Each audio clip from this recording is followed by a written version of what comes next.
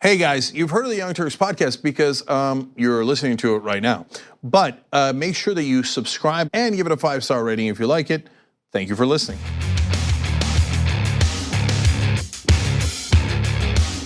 All right, welcome to the Young Turks. Cenk, Uygur, and Kasparian with you guys. And tonight it'll be a story of fire and ice.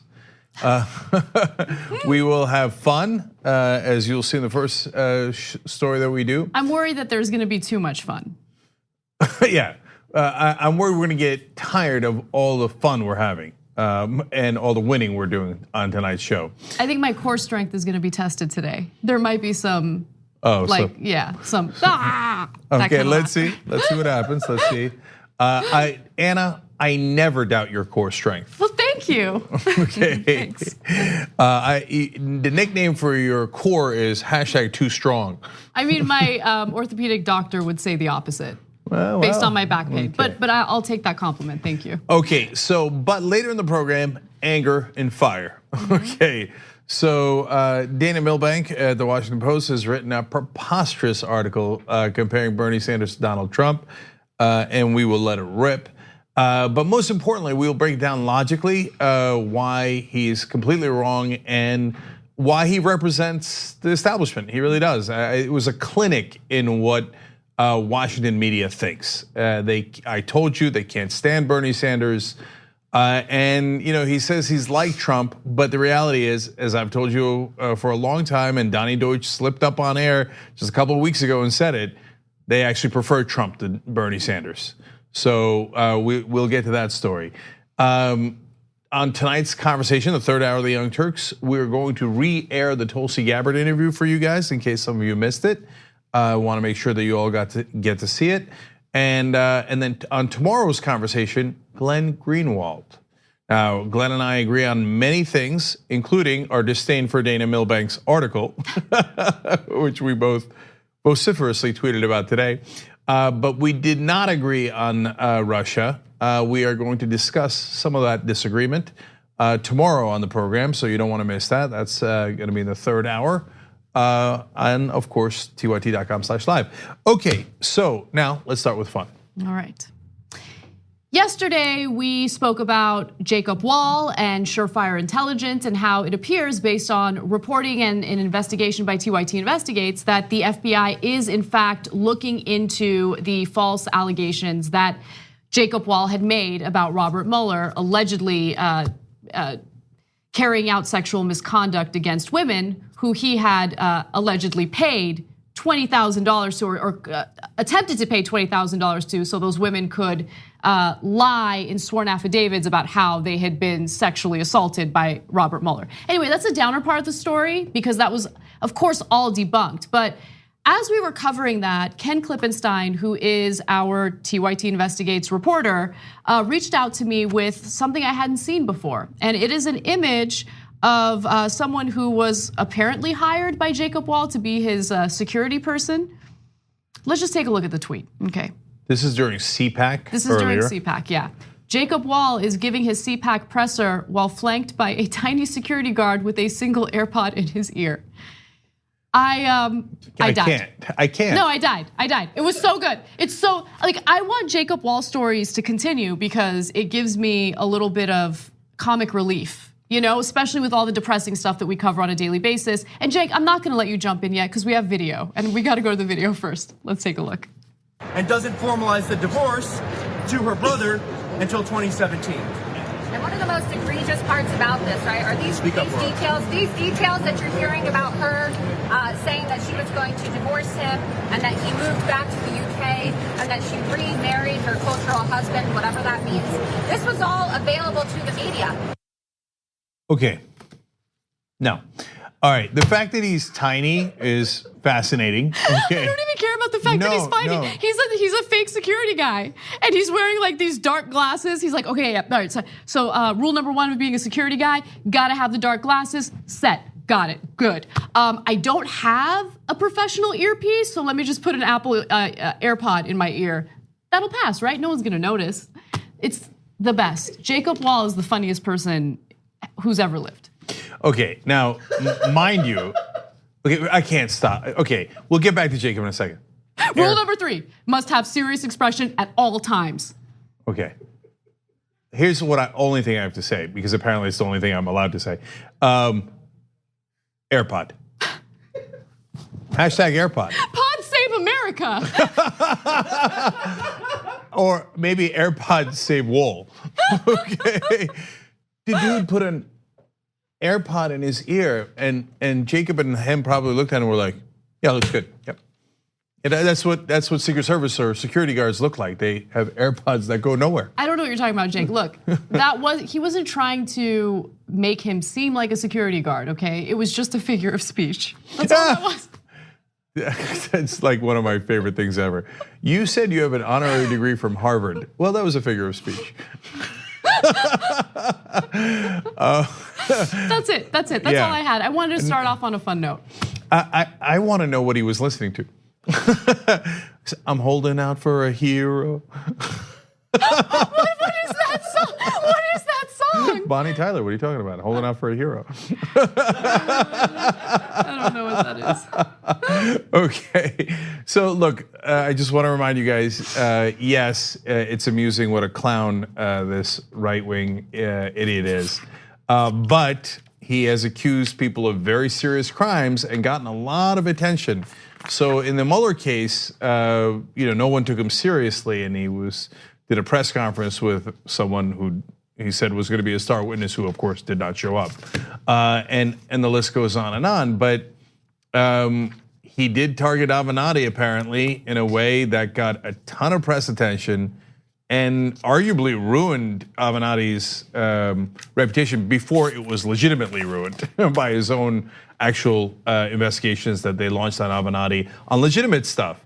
And so it's funny, but at the same time, don't get us wrong. I mean, like, these guys are dangerous, and they appear to be breaking several laws.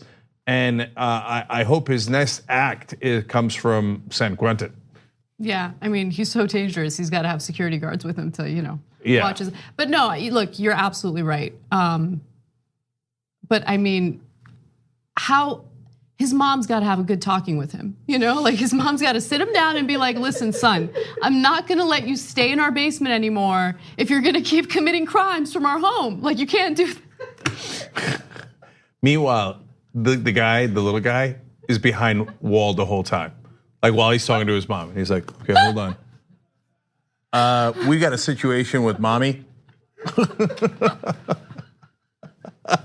That'll be the next TYT Investigate story, when we find out that not only is the FBI investigating Jacob Wall, but so is his mom. All right, we got to move on to stuff that matters, stuff that's happened recently in news. All right. Donald Trump has completely changed his tune on replacing the Affordable Care Act with Republican legislation. And this was, of course, after he had a talking to with or by Senator Mitch McConnell. And now he's saying that he never intended to vote on the Affordable Care Act's replacement before the 2020 election. And actually, he's not completely lying. So I'm gonna get to that in just a second. Well, that's breaking news. We have Donald Trump in a situation where he's not completely lying. It's an anomaly, but I'll point that out in just a second. So he just recently tweeted, I was never planning to vote prior to the 2020 election on the wonderful healthcare package that some very talented people are now developing for me and the Republican Party. Okay, so hold for a second. No one is writing legislation to replace the Affordable Care Act. Now, there are some Republican senators who are thinking about tinkering with the current system, maybe some proposals on how to lower drug prices. However, no one has a robust plan or is working on a robust plan to replace the Affordable Care Act. Yeah, I just want to say on that note, they keep saying, and Trump keeps saying, we're for covering people with pre-existing condition, and we're going to lower drug. We got 4 talented senators working on lowering prescription drug prices. They never actually do any of those things. That's very, very important to note. All they do is talk about it, but in reality, every single Republican voted against the Affordable Care Act, which protected people with pre-existing conditions. They all voted against it. So when they tell you that they're working on that, it's It's a hilarious lie and also a dangerous lie. And, right. and you had all the chance in the world to lower drug prices. The guy who said we couldn't negotiate drug prices was George W. Bush, a Republican president. So they've not only not done what they say they're going to do, they've done the opposite for the last decade. That's exactly right. And so, look, the one thing that I will point to is he mentions, I never intended to vote on healthcare legislation prior to the 2020 election. And he's actually right about that. So if you go back and look at his tweets from yesterday, he specifically said, Republicans are gonna have a great healthcare plan after the 2020 election. And so we had a little bit of a debate about this, whether or not it was a strategy to convince people, hey, if you vote for us and if you help us take back the House of Representatives and we have control of Congress, we're going to have a great replacement for the Affordable Care Act. I thought that it might be part of his strategy, and it is what he said yesterday. So he's not lying about that, but he is lying about something else. So he claims that he did not change his mind on the Affordable Care Act after speaking with Mitch McConnell. And I want to give you that statement right now. Take a look. Did Mitch McConnell ask you to delay this? No, I wanted to delay it myself. I want to put it after the election because we don't have the House. So even though the health care is good, really good, it's much better than when the plan comes out, which we'll be showing you at the appropriate time. It's much better than Obamacare. So when the plan comes out, you'll see it. By the way, you've been president for well over 2 years now. And you already trying to repeal the Affordable Care Act, the famous John McCain no vote. So you still don't have a plan. No, they don't. And you say you won't have a plan for another 2 years, but that when you finally have it, it'll be secret. You won't. Nobody will be allowed to see it. But you'll run the election based on that, and it'll be magical. It'll lower all prices, cover everybody, and still look out for all of your insurance company and drug company donors.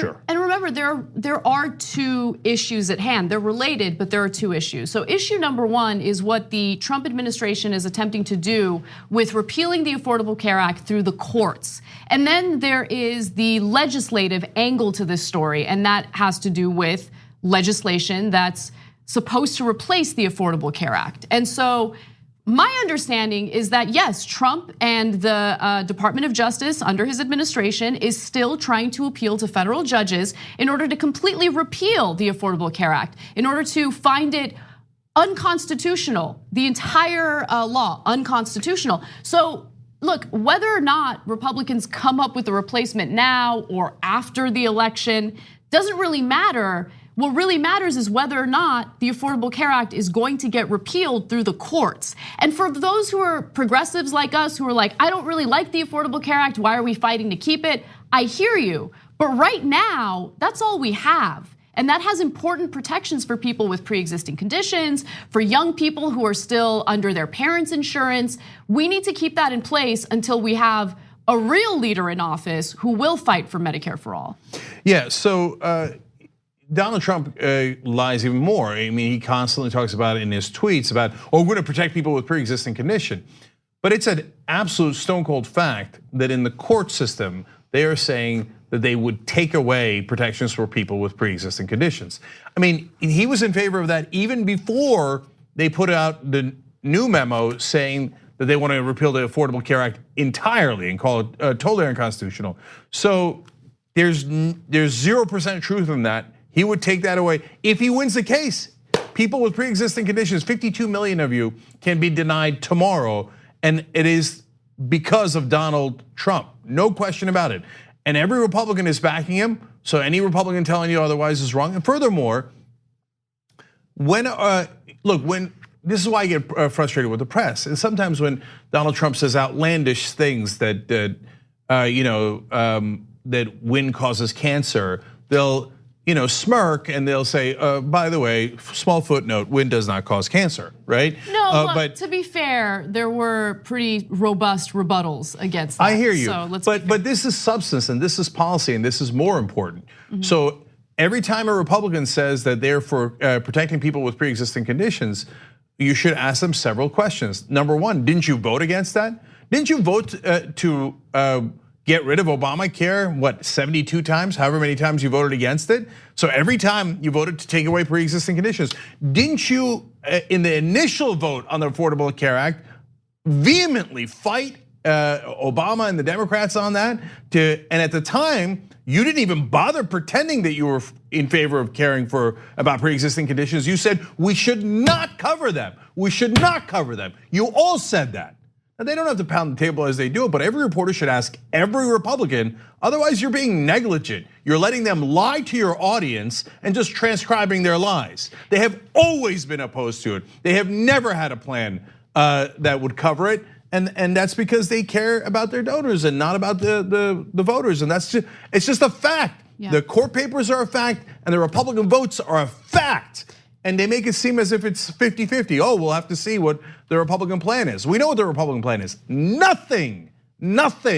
So despite anyone's perception of how the media has handled the healthcare story, the fact of the matter is healthcare was a winning issue for Democrats during the midterms, which is the main reason why Republicans were blindsided by Trump completely shifting his focus from honestly a win over the Russia investigation to healthcare, which is a losing issue for Republicans. They were blindsided, and that was the reason why Mitch McConnell pulled him aside and said, yo, we are not gonna vote on any type of healthcare legislation in the Senate, so shut it. And after that, he did change his tune. Yeah, so him now saying, oh no, it was my decision. Now look, Mitch McConnell not only came in and talked to you, but afterwards said, now the president no longer holds that position. And he's like, oh, New York Times got the story wrong. Maggie Haberman tweeted, all we did was quote Mitch McConnell. It's a direct quote.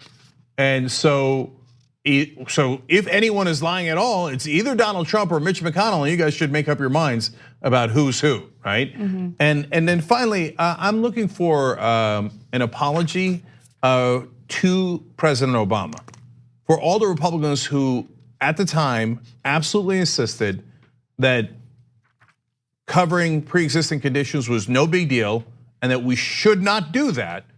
Now, if you're pretending that you care about that issue, then you should at least come out and say, oh, we're sorry, it was our mistake in opposing President Obama. He was absolutely right that we should have been covering pre-existing conditions. Mm-hmm. We should have made insurance companies cover pre-existing conditions.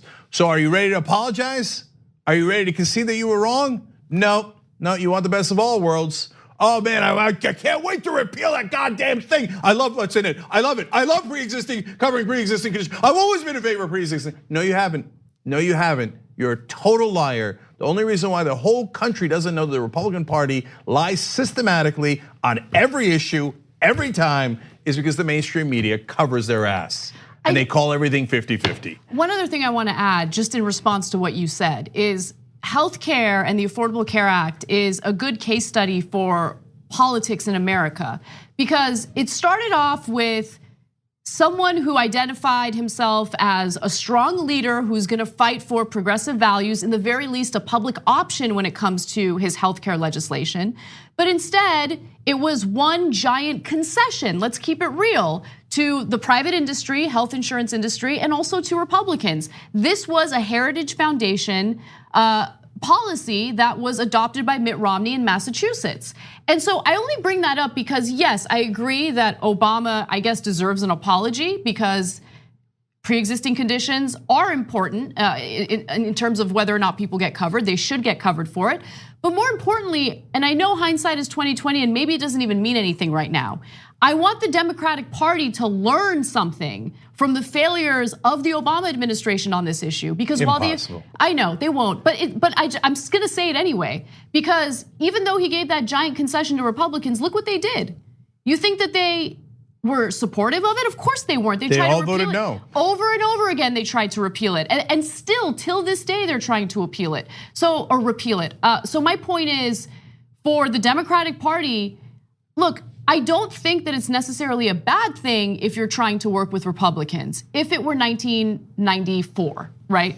But it's not. We're in 2019. Republicans have shown us time and time again that they have no interest in working with us, and everything is politics. You look at the polling. You look at how the same poll respondents rated the Affordable Care Act as high, like highly rated, and then once you name it Obamacare, low, right? And it's because of the insane marketing strategy that the Republican Party successfully carried out.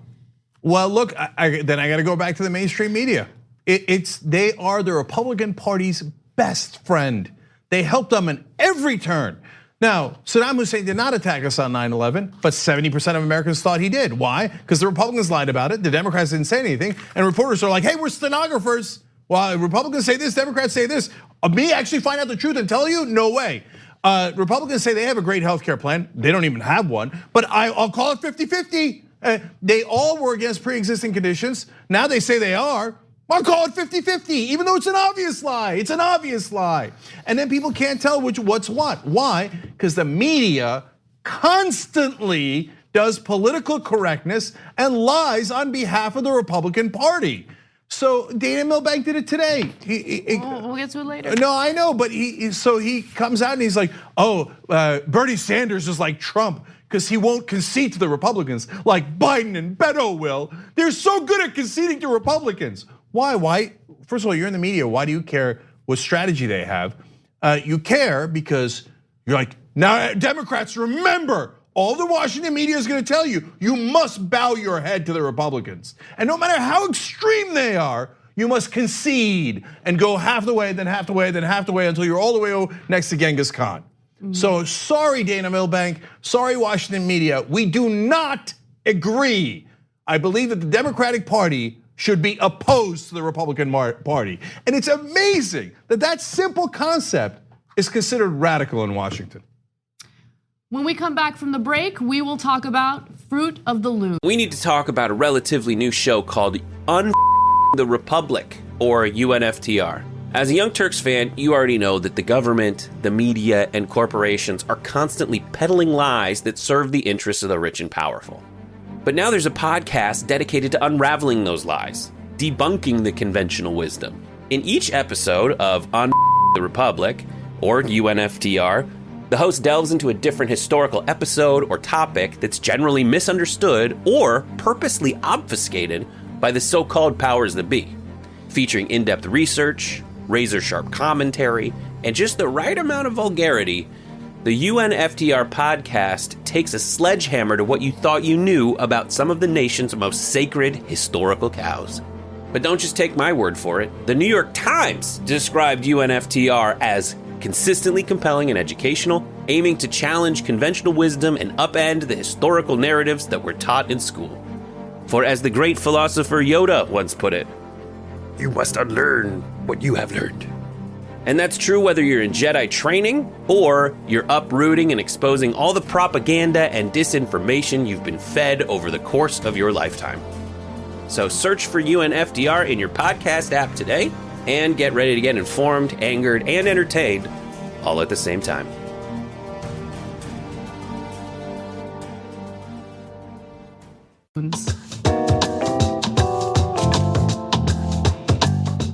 All right, back on the Young Turks, lots of comments, some controversy in some of them. Chris Red 18 writes in the member section, quite frankly, Tulsi's far to the right on a lot of issues and has had atrocious votes in the past. Her supporters are pretty much a combination of Clinton and Trump supporters in their vitriol, particularly when dealing with Anna because she has pointed out those votes. Okay, I'm not gonna get into that issue. Watch the interview for yourself. It's in the third hour of today's show. And then have at it, Hoss, in the comment section, okay? Cloyd says, hello TYT. You got yourself another fan today. My 11-year-old daughter and I watched a couple of episodes of Damage Report, and we had to talk about racism in the Republican Party and why both are bad. It was in regards to DeVos rolling back Obama initiatives to protect black children from being overpunished in public schools. So great, awesome, thank you. Gabby Marita says Jacob Wall has an honorary security guard. That's very funny. Turk Yoda says, I love the way the bodyguard moved into the camera shot so he was right in the center. Talk about photobombs. Totally, 100%.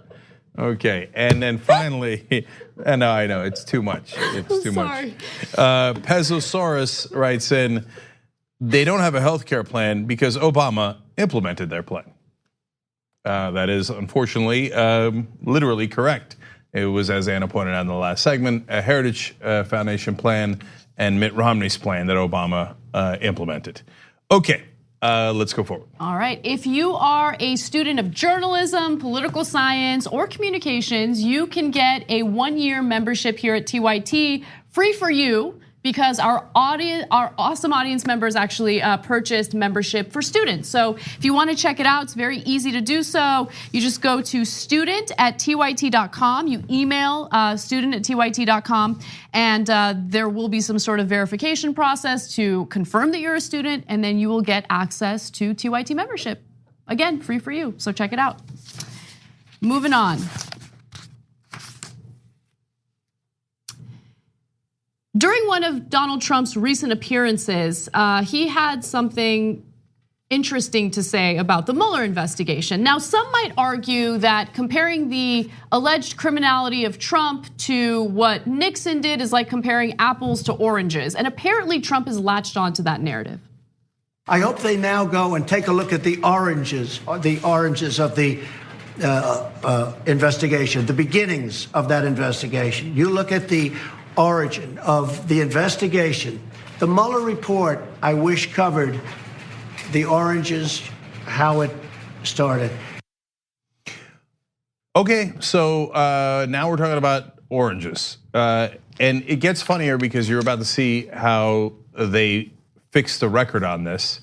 Okay, but look, I think that his condition is deteriorating, just like George Conway said.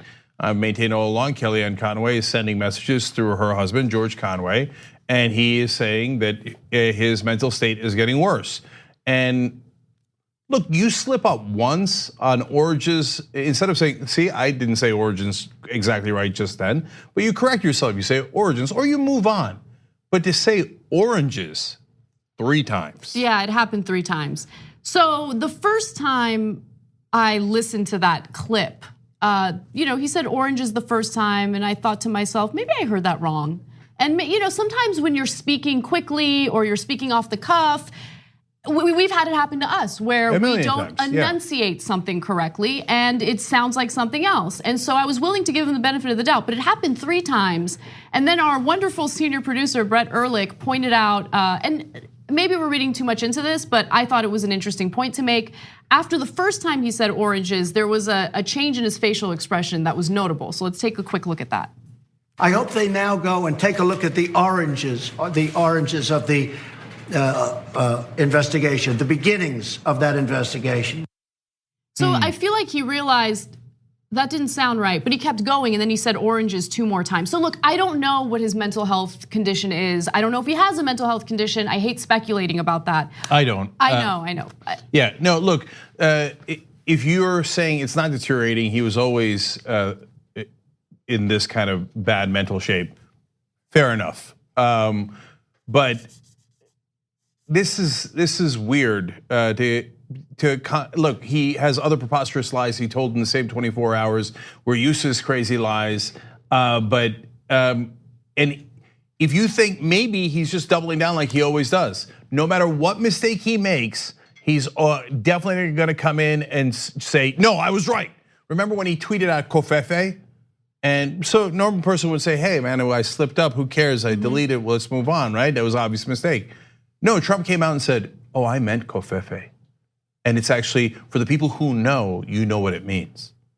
That doesn't mean anything. And so maybe he's like, oh yeah, I said oranges once. I'm gonna keep on saying it because the word isn't origins, it's oranges.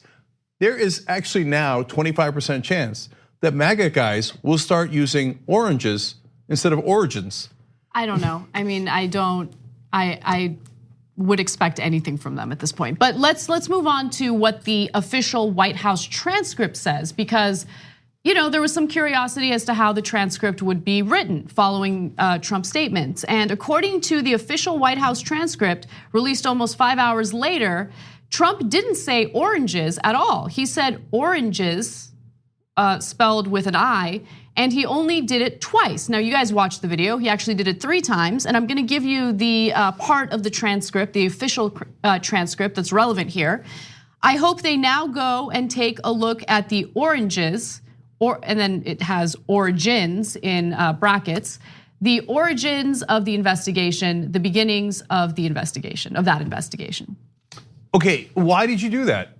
Write origins and move on with your life, pretending he didn't say oranges. Or maybe you write oranges, even though that's super embarrassing, the correct way. But the one thing you don't do is make up a new word. Make up a new word of oranges with an I that doesn't exist. Put it into the record 2 out of the 3 times. What's the point? No, they're all lunatics. I mean, but they're trying to keep up with the head lunatic. The fish rots from the head down. And so they're like, all right, what would crazy man do? He might have told him to do that because he's nuts. So I'm gonna just talk about what I suspect might be going on. Look, he's on Twitter super late at night and super early in the morning. It appears that he's not sleeping much.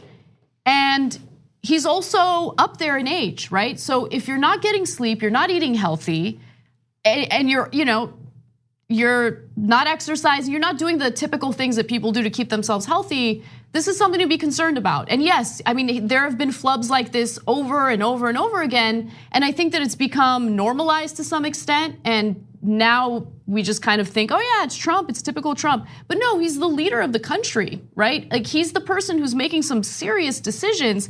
He's signing executive orders left and right. He's, going from one policy to another, talking about shutting down borders without thinking about the ramifications of the economy or to the economy. He's, threatening to completely repeal the Affordable Care Act and the protections that it has for people with pre-existing conditions. I mean, the foreign policy issues, our involvement in Yemen, like all of these things he's obviously involved in because he's the president. And so I don't know what his mental health is, but what I do know is he's not sleeping, he's not eating right, and he's not making good decisions, and he's not making any sense. No, look, I don't mind the bad decisions. You guys voted for him, okay?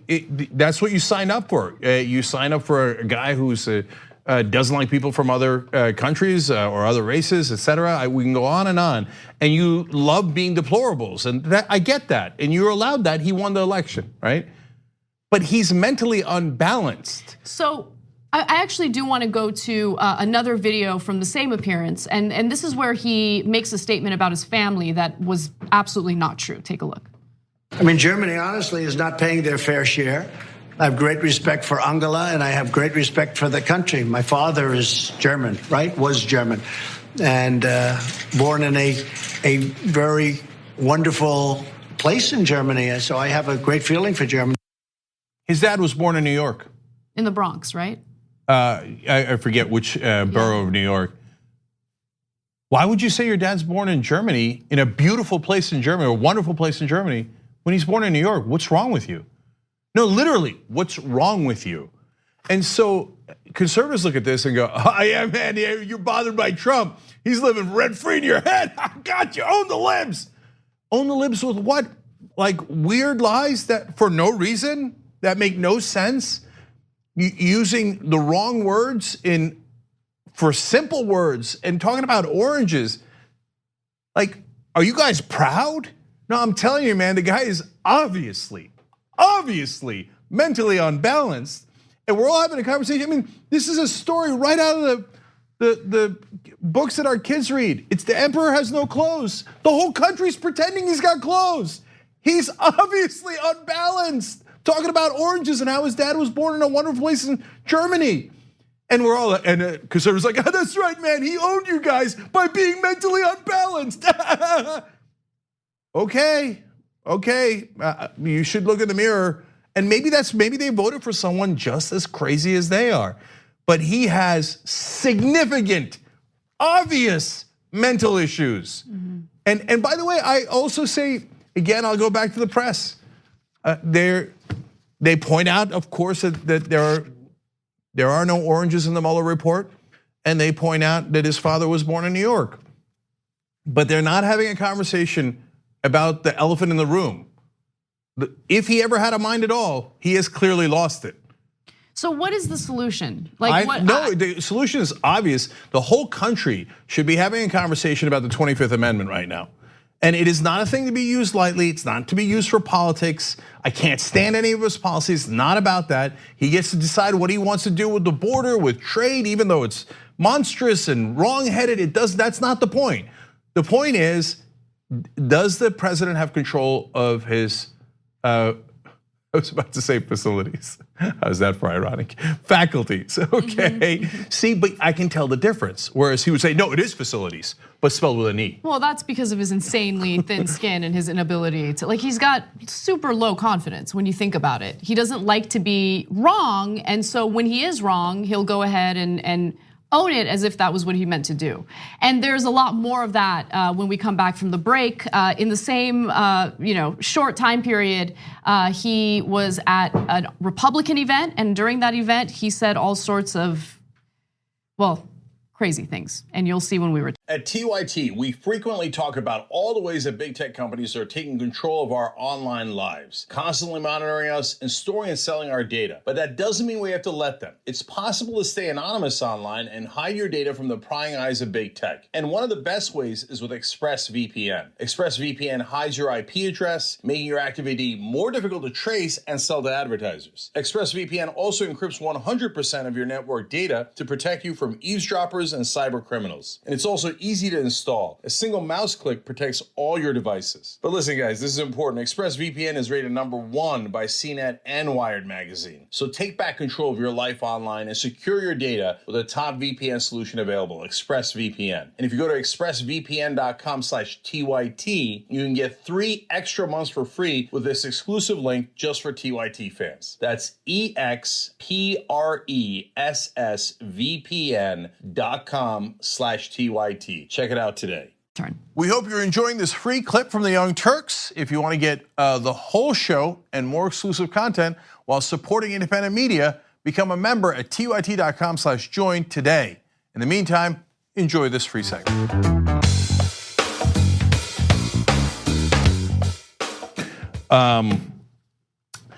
Back on the Young Turks, Cenk and Anna with you guys. During the break, we got bad news about a vote in Congress. We're going to tell you about that a little bit later in the program.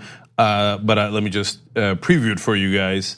The resistance is a joke. There is no resistance. The Democrats will do whatever Trump asks them to do 9 out of 10 times. As long as the press isn't paying attention, they're like, oh, Donald Trump, what do you need? Done, no problem.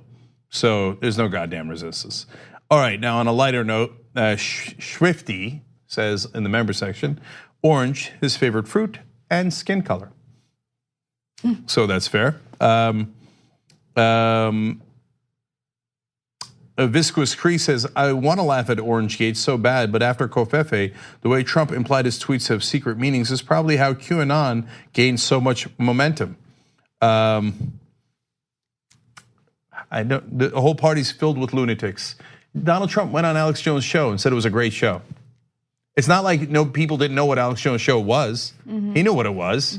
He is a lunatic conspiracy theorist. He always has been. Cam J says, it looks like early stages of dementia or stroke. It happens when your brain replaces words without you knowing it.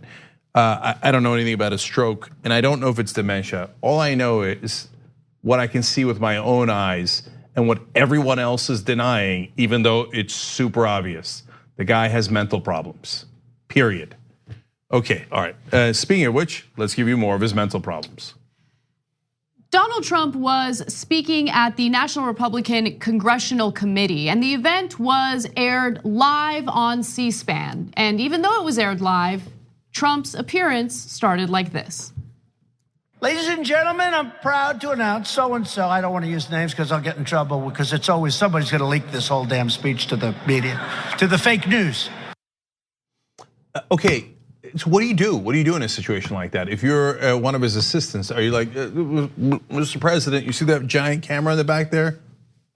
Television camera? They're leaking it right now because we agreed to do it live on TV. Okay. Unprepared. At a bare minimum, like that's the least of it, but at a bare minimum, unprepared. We've begun with hors d'oeuvres, okay?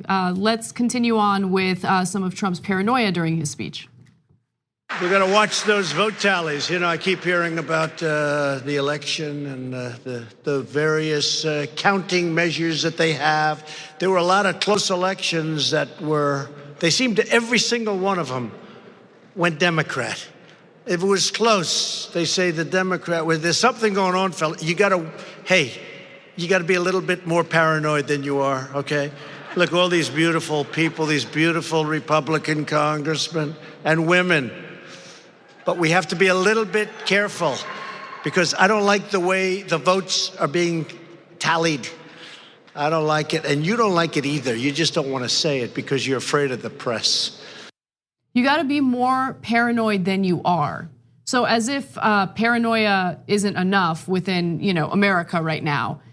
I mean, I would argue that Democrats need to wake up to what's going on when it comes to, these laws that are being passed in various states. When it comes to voter ID, for instance, in an effort to make it increasingly difficult for certain groups of people to vote, because these are the same people who are likely to vote for Democrats.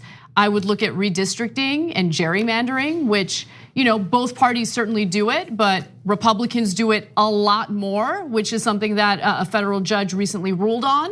I mean, but Anna, you're having a legitimate conversation with a guy who's a lunatic. I know. So he thinks that there was 3 million illegal votes in 2016.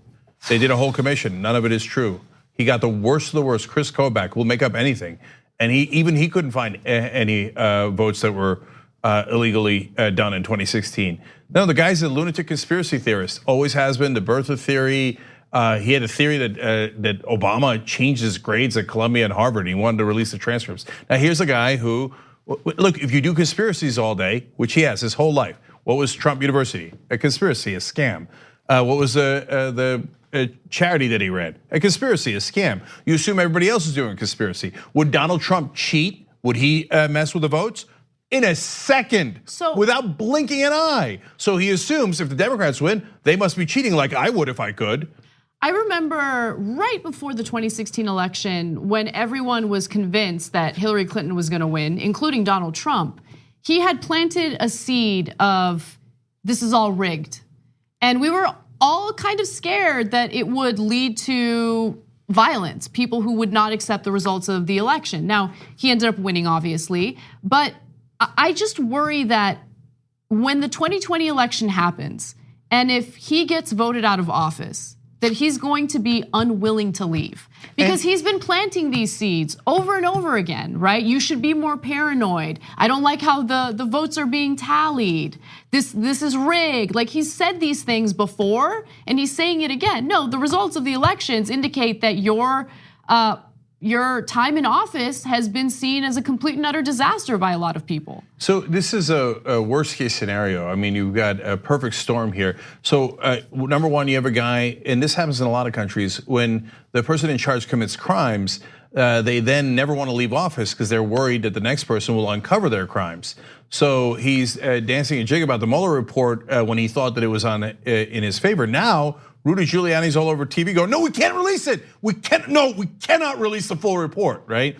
Let alone, forget the Mueller report, the campaign finance reform, the money laundering, and so many other things not related to the elections. So he thinks like, I don't want to leave office. If I leave office and I have no power left, and these guys continue their investigations, especially in the Southern District of New York, I'm in a lot of trouble. Then you add in the fact that he's a conspiracy theorist, and you add in the fact that he doesn't believe in reality. He denies reality day in, day out. We're gonna get to another part of that in a second. So when he gets clobbered in the next election, which he will, I think it's gonna be an absolute landslide. He's literally not going to believe it. And so he's not gonna wanna concede if he's in the election, because he's gonna be like, God, that can't be true. There's no way that that's true. And then he's gonna instigate all the MAGA guys. So again, the press here, we've gotten used to it. So, oh, hey, he said oranges instead of origins. He said his dad was born in Germany when his dad is born in New York. We got one crazy one coming up for you in a second. And he believes that the Democrats cheated in 40 different elections. They picked up 40 seats. So let's just talk about the close elections. So they cheated in at least 40 different congressional districts. If any other politician said that, it would be immediately disqualifying.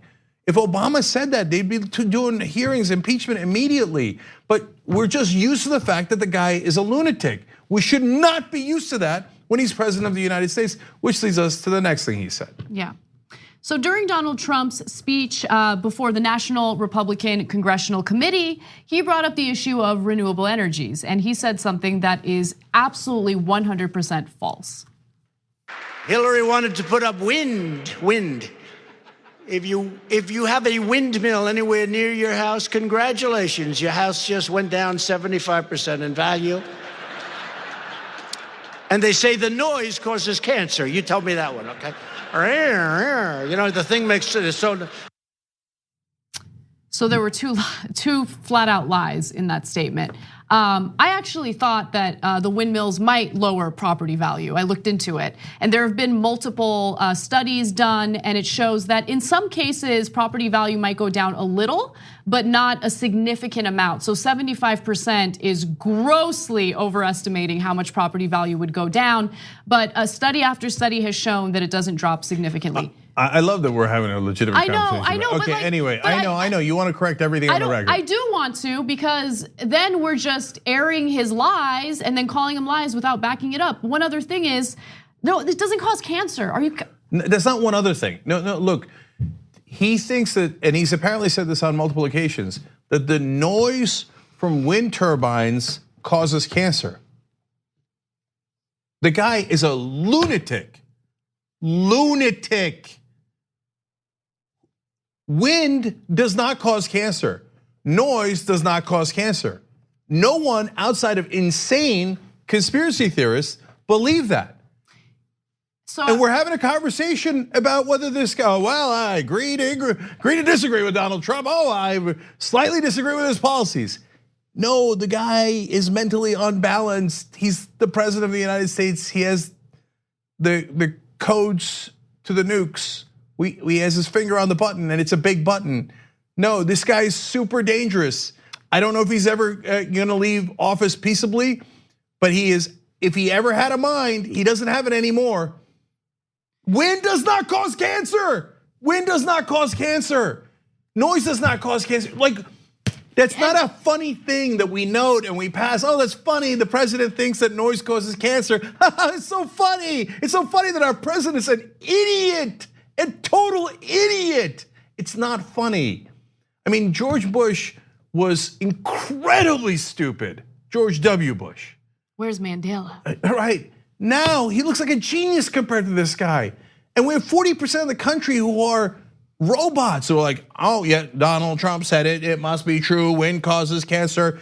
And then they have the audacity to talk about whether Alexandria Ocasio-Cortez is smart or not. Are you kidding me? You follow an utter moron, a person blindingly stupid. And let's now remember, he broke into his doctor's offices. This is in 2017 while he was president. He had his security guards break into his doctor's office and steal his own medical files. Now, that's not me saying it, that's Dr. Borsi, that's his doctor. The doctor said, they broke into my office, they stole Trump's files. It was his own security guards who did it. What's in those files? What was so damaging about Donald Trump's mental health that he had to rob his own doctor to protect those secrets? No, when it is, I don't know if it'll ever be definitively shown, although all you have to do is turn on the TV. It's definitive already.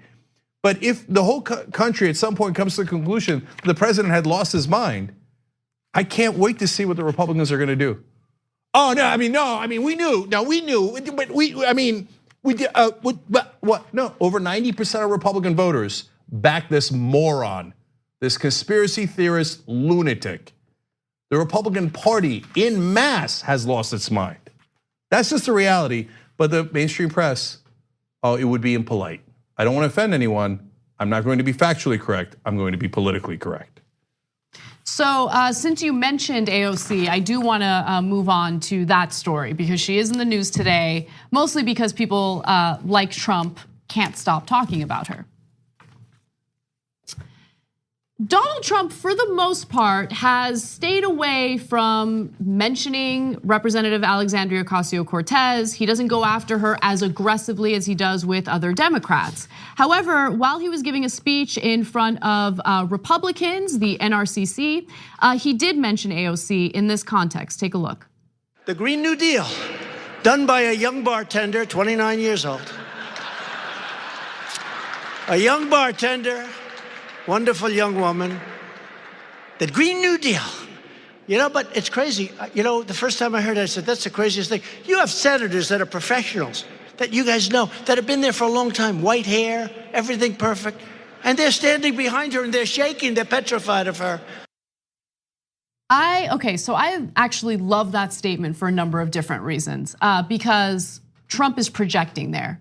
So he's actually, in my opinion, accurate about what establishment politicians think of AOC, both Democrats and Republicans. And I think one of the reasons why he has not gone after her is because he knows that she's popular. And he's really good at marketing. I think that the way that he has marketed himself and the way that he has somehow manipulated the media has worked to his advantage. But I think AOC is also really good at communicating with Americans, and she's very effective in doing it. So every time a right-winger attacks her, she uses that to her advantage. I don't know if she does that wittingly, unwittingly, but she does it. And she's very effective on social media. And I think her popularity is starting to maybe grate on Trump's nerves. Maybe it's starting to make him a little fearful, because it's not about AOC, it's about what she represents and the ideology she represents. And I think that she is helping in pushing that message to the American people. So look, I have no respect for Donald Trump at all, 0%. And but that statement was roughly right. There are a lot of politicians quaking in their boots over Alexandria Ocasio-Cortez, and it's awesome. And they should be scared. You know why? Because it's not about her. It's about the people backing her. So she doesn't have all these folks that are backing her on social media and every platform you could possibly imagine because she isn't popular. It's because she is immensely popular. Now, this is a super important contrast. So Trump is not good at marketing. He's a one-trick pony, but the press loves rich people. Corporate media is obsessed with wealth, and they think that that's the only sign of success. So when Trump's dad handed him $413 million, whenever he did a press conference, people flocked to it. They're like, "Oh, you're rich. Oh, Mr. Rich Person. What do you say, Mr. Rich Person?" And he would go, "Trump, Trump, Trump, Trump, Trump, Trump, Trump, Trump, Trump, Trump." And they'd be like, "Trump, Trump, Trump, Trump, Trump, Trump." Okay. Whereas Alexandria Ocasio-Cortez, born with nothing. No, I rose from nothing. I got it, and I agree with you. But he is good at marketing. I mean, Cenk, come on, you've said it yourself. Like, don't let your hate for Trump, which I also have, blind you to the things that he is good at. The repetition, the nicknames. Like, I don't know whether or not he's like consciously coming up with these ideas. It might just be a giant accident, but he is good at creating some message, repeating it over and over again, and getting everyone to cover it. Yeah, it's a low bar. So I mean, all he ever does is repeat things maniacally. But since he was born with a massive advantage, where the press just hung on every word he ever said. So he's like, Trump, Trump, Trump, Trump, Trump, Trump, Trump, Trump. Me really good at. No one knows wind better than I do. No one knows it. You said it causes cancer. That's right. Me know wind better than everyone, right? And Democrats go, "Oh, okay, sorry. No, I don't know wind at all. I don't know wind at all." Well, who's going to win that marketing contest? Anybody could win that marketing contest. So that is why when Ocasio-Cortez rises and says, "Hey, you know what? I'm going to say it out loud. Wind does not cause cancer. He's an idiot." People are like, "Oh my God, somebody's fighting back." And that's actually true. Meanwhile, the other Democrats are still in a cave. They're in a bunker somewhere hiding. So that's why we have the phenomenon we have now. Well, in order to come out and go against what Trump is saying on, let's say, wind energy, you would have to be a strong supporter of renewable energy. And I think that the huge disadvantage, and I think this is a disadvantage that Trump recognizes, the disadvantage that Democrats have, establishment Democrats, is that for the most part, they've been pretty supportive of the system that we have now that's highly dependent on fossil fuels. So it's easy I don't want to say easy, but Alexandria Ocasio-Cortez is genuine in what she says, and she's a fighter, and she's not bought off by corporations. So she is able to speak and share a message that does resonate with Americans overall. I think Americans overall at this point are very much concerned about what's happening with the environment.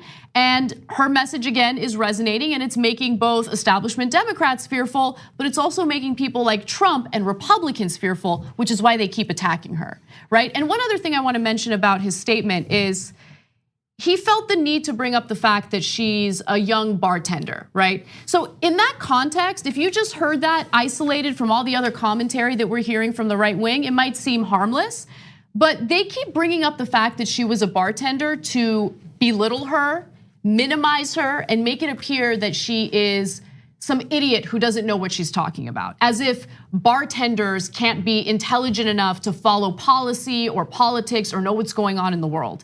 And that is the definition of elitist. When you look down at others based on what they do for their work, and you just assume that they're not smart because they're working in some sort of customer service or food service industry. Tucker Carlson recently did it. I've seen other Republicans do it, and we'll show you examples later. But it made me think back to 2016 and how the left wing was considered elitist, when in reality, look at what Republicans think about people in the food service industry. Well, that's because it's the same phenomenon I was talking about earlier. Republicans scream from the rooftops. Any rich person who actually wants to help you is a limousine liberal. And so they're elitist for trying to help people. Whereas the greedy sons of bitches that are our donors, well, they're great people. And so, and they're salt of the earth, the Koch brothers, with their $80 billion, and they bring together other rich people to reduce their own taxes and rob from the American people and deregulate, et cetera, et cetera. No, they're populist. You know why? The Koch brothers, they love freedom. They want you to be free. And what did the Democrats do? Hurry up, everybody get in the bunker. Everybody get in the bunker, let's hide. And so it's set in that the Democrats are elitist. And by the way, they further that by constantly putting people like Chuck Schumer and Nancy Pelosi in charge. And Pelosi turns around and says, oh, I'm the best legislator. Why? Because I raise the most amount of money from rich people. Oh, gee, I wonder why it stuck when they said you're an elitist. But nobody can make the case that Ocasio-Cortez is an elitist. And that's why now they're trying to go in the opposite direction, and it's not helping them. Oh, bartender, a real American doesn't belong with us elites. Really? Okay, my guess is that's not gonna play well in the elections. So you keep having at it. Speaking of the elections, Trump said one other thing in regards to her. He said, about the Green New Deal, we'll have to do something, but don't do it too early, please. He said, don't kill it because we want to be able to run against it. If they beat me with the Green New Deal, I deserve to lose. Can do, will do.